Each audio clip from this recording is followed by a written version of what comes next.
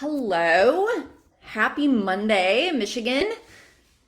Hello, hello, hello. Happy Monday, Michigan. I was just out in the garden picking tomatoes.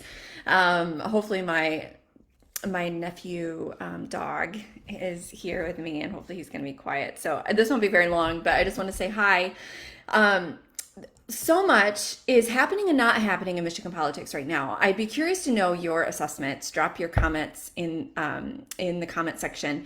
So maybe this will be helpful kind of perspective from someone who's been around the block a few times. Here's my immediate sense of what's going on in Michigan politics. There's a lot of shaking, and there is also a season of transition. I think there's a lot of inactivity, and there is a lot of to be yet to unfold. So we're in August, it's almost September, it's almost Labor Day. After Labor Day is when you'll see things politically start to pick up to some extent. The legislature will be back. People will now be kind of in that almost that home stretch between like it's just over a year until like the November election. And so more and more people are going to be processing like, should I run for office? Should I not run for office? What do I need to know? So groups like Citizens for Traditional Values, who I used to work with, they're doing their campaign school in November. Highly recommend. Megan Reckling, a strong leader for Republican conservatives, she did a training this past weekend for campaign school, and like Scott Greenlee was at, right? So keep your ear out because there will be more and more training surfacing. And even if there's not, make sure you're getting the word out to people that would be interested. Groups like CTV can do their best to get the word out, but really sometimes it's going to be people like you and me pushing it out into farther corners. If you have an interest in, just knowing what you don't know, experiences like that could be powerful and totally worth your time. It's an event I used to produce, I used to host, and just quality people involved with it. I think you'll really appreciate the spirit of statesmanship and excellence. And that's in the beginning of November. So knowing them, they'll drop a link in the comments. So where we're at as a state right now is one, it's just the tail end of summer. Schools are going back. The legislators are still out. They will be back soon, and you will start to see more and more chatter about politics. For a lot of Republicans and conservatives, some of them will go to Mackinac for the biannual Mackinac conference. A lot of people won't go. So I think there's just that's another piece in all of this. Where we're at, like part of what I'm going to talk to you very quickly about is how to pray, like how to be specifically praying for Michigan politics right now and just our state. One, personally, like I feel like it's just a time of quiet waiting. And anytime we want change, it doesn't happen quickly. I mean, sure, like you're making a cake, your frosting is white, you want it to be blue, so you can add the food coloring. Wow, now you have blue frosting. Okay, that's fast. That's not typical. Most processes for change are going to take time. And I think where we're at is almost like in between the groaning periods, right? Like rewind. Think about where we were 3 years ago really like before COVID, but just as COVID's kicking off, the pandemic, the governmental leaders trying to drive a certain, like the progressives trying to accomplish a certain mission, right? Nobody knows what's going on. Nobody's quite sure. Like, what does this all mean? Should we be concerned? Okay, we'll keep the kids home. Wait, you're keeping the kids away from school for months upon end. Right. So there's just all these different pieces that what we did not know 3 years ago. So here we are 3 years later. We have now we've been through the first pandemic. We've been through an election shakeup. No matter, I'm not talking about was the outcome right or wrong. What I'm saying is you have so many grassroots now that are more tuned into the election process and what does it mean and how does it work? And that's good because where we got to in 2019, 2020, let's face it, is because too many citizens weren't involved. They weren't asking questions. They weren't paying attention. They weren't holding leaders accountable. They weren't asking scrutinizing questions. They weren't rolling up their sleeves. And many of them that I'm talking to might be you. They were hands off. So now that we've seen all this transpire, 2020, 2021, 2022, 2023, right? And as more and more people get into the movement and they're excited and they jump in and they're like, okay, I'll help. And then you help and then nothing changes. It can be very discouraging and you feel like, why even do anything? So I'm going to challenge you on something. If you are of the mindset that says, I tried, it didn't work, I'm walking away, consider me a big sister. You're looking at it with a very youthful perspective. You've got to look at it with a grown-up mindset. You can't just drop it and walk away.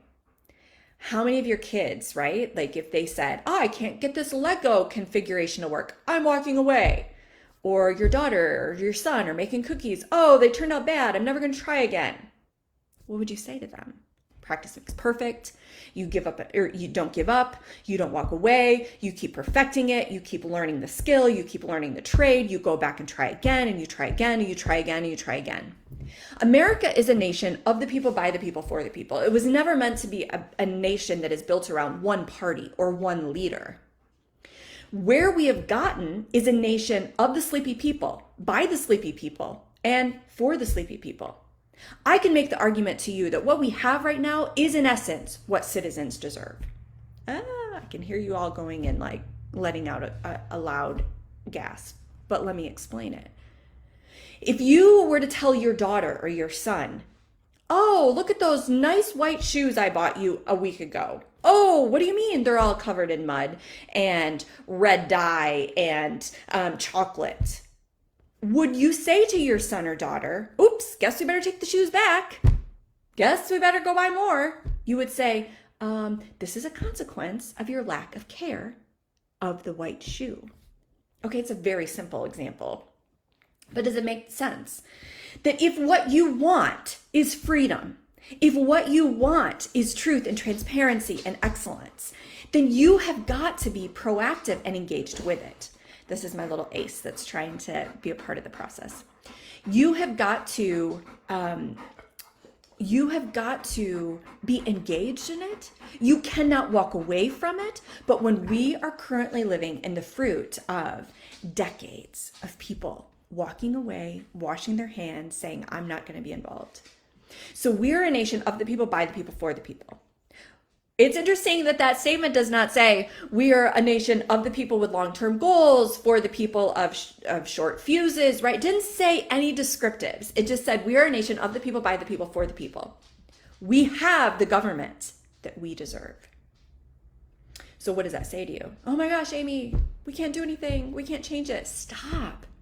Stop with that mindset. Why, Amy? Why do you say that? Let's be logical and not emotional for a moment. Go back. I dare you to spend a week and go back and read history. Read the stories and put yourself in their shoes. Man, if I was Lewis and Clark, what would that process have been like going through the frontier? Man, if I was Harriet Tubman trying to move people from point A to point B, what would that have been like? It was a process. It was a journey. All of these situations, like you can go look at my Facebook profile where I shared a post of like all the failures of Abraham Lincoln. Yes, he's one of our greatest presidents now, but he didn't get there overnight, and he didn't get there by walking away and giving up. So where we're at as a nation right now is in between moments of groaning. We are waiting in the state and the nation for almost like the marching commands for the next movement. But right now is the process when people are still trying their hand at things. They're trying their hand to say, okay, I got involved. I didn't like the leaders. I'll take on the leadership. I'll be a precinct delegate. I'll elect who I want to be chair. I will run for office. I will be a chair of a local party. And now they are getting the experience of what does that look like? What is that all about? How do I bring success? And I guarantee you that there are men and women on the inside of all 83 county parties in our state that are saying, I didn't know it worked that way. I thought change would be easier. There's something that I'm missing that maybe I should have seen and I should have known. So we're almost in that growing spurt stage when the teenager is growing up to realize, wait, I'm an adult now. Maybe I should see things differently. So all that back to the point of this video. How do we pray? How do we see what's happening and what do we do? Never should we walk away and say, I'm done. Remind yourself, this is a nation of the people, by the people, for the people. And if you don't engage, if you don't step up, not only are your grandkids, your kids, the next generations you will never see, they will have the government that they deserve, but really that is the fruit of your labor. There was a post that I wrote recently, and I feel like we are living in the moment that so many men and women before us prayed for.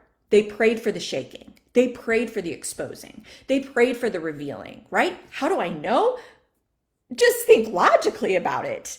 How are you praying? So your grandparents and great-grandparents, they were praying for revelation, for systems that are not honoring to God to be exposed. They were praying for the right leaders to step up, the wrong leaders to step down, right? But we are living in the moments when the revelation of their prayers is being revealed. We are living in the fruit of not only their prayers, but actually the lack of engagement of eons before us. So if you want a better future, if you want a better moment for your children, your grandchildren, your great-great-great-great-great-grandchildren in this state, you cannot walk away and you cannot give up. One, prayer-wise, but two, in civic service. And we've got to shift our focus to realize that if I want change, I need to have a long-term plan. I need to be in this for the long haul. I need to see this in a way that what seed can I plant now that may not have a long-term, may not have an immediate impact, but it'll have a long-term impact. Who are the relationships I can build with now? Who are the systems I can better understand? Who are the people I can bring along to mentor? Who are the people that I can step in to serve and listen and tap into their wisdom before they're gone? What are the seeds? That's the question. What are the seeds you can plant now that are going to have a long-term impact? That is your call to action. And it also is guarding the smallest unit of government, which is you. It's not your family. It's not your township. It's you. Who is Lord of your life? So because whoever is Lord of your life, if it's bitterness, if it's unforgiveness, if it's trying to please somebody, if it's trying to be all powerful and all-knowing, like you are going to then rule according to that system of government. I think that this hour is a moment for us, you and me, millions of people all over our state, to humble ourselves before God and to say, we don't have the answers. We need your help. We're listening. Tell us the next step to do. If you look at the back of like a blanket, right? Or a beautifully knitted crocheted scarf or a quilt underneath it, like it's easy to see it as like, wow, that's beautiful. But stop and think about it. It's each thread and each string that's woven together that makes it what it is. So if you feel like I'm just one person, I can't do anything, or what I'm doing isn't impacting, stop. Your mission is to be obedient to what God has called you to do. So for the people that are pursuing election integrity and they're frustrated that people aren't coming alongside, stop. You pursue what God has commissioned you to do. You run after that thread in the fabric. For those of you that feel passionate about the education system and you're like, why is nobody else joining me? Stop. Focus on that, because your contribution, the movement you are being a part of there, is an important piece of the fabric. For those of you that are like, I just want to help mentor more men and women so that they understand conservative principles and why conservative principles matter in our business, but why won't more people see it? Stop. We have got to stop with like being distracted. We have got to stop by pointing fingers at others. I'm guilty of it myself. We have got to do what God has put in our lap to do. One, who is Lord of your life? And if it's the wrong Lord, right the ship today. What can you do within reach? How is your family? Are you training your kids what the Constitution means?